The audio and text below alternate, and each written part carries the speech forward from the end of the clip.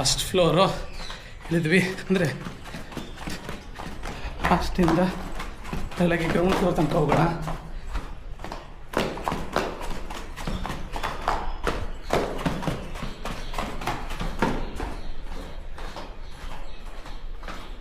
Full smell, ಅಂದರೆ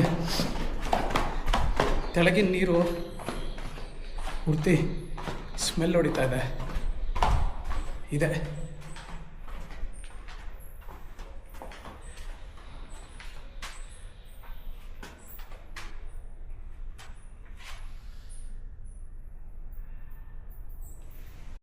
ಈ ನೀರೇನಿದೆ ಇಲ್ಲಿಂದ ಸ್ಟಾರ್ಟ್ ಆಗಿ ನಾನು ಹೇಳಿದ್ನಲ್ಲ ಮೇಲೆ ನೋಡಿ, ಅಲ್ಲಿ ಫುಲ್ ಟಾಪ್ ತನಕ 4 ಫ್ಲೋರ್ ದಾಟ್ಬಿಟ್ಟು ನೀರು ಪೂರ್ತಿ ಊರಿಗೆ ಸಪ್ಲೈ ಆಗೋದು, ಕೃಷಿಗೆ.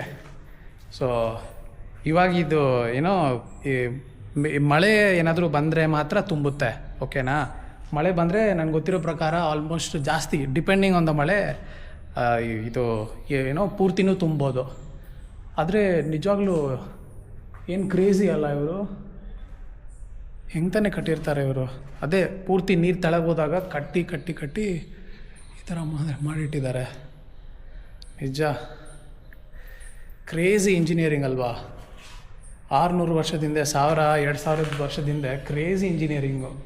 ಇವಾಗೆಲ್ಲ ನೋಡಿದ್ದೀರಲ್ಲ BBMP ರೋಡ್ಗಳು ಮತ್ತು BBMP ಏನೋ ಕನ್ಸ್ಟ್ರಕ್ಟ್ ಮಾಡೋ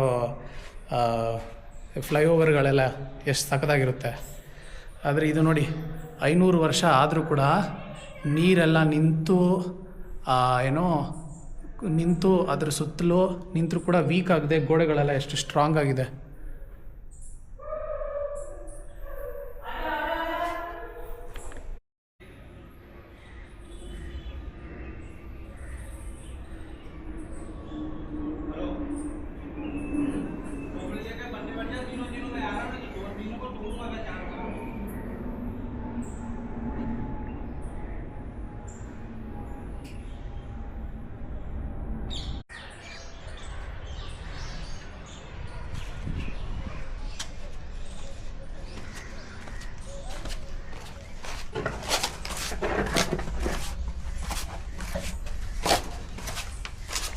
ಈ ಥರ ಸ್ಟೆಪ್ಸ್ ಕೂಡ ಇದೆ ಅಂದರೆ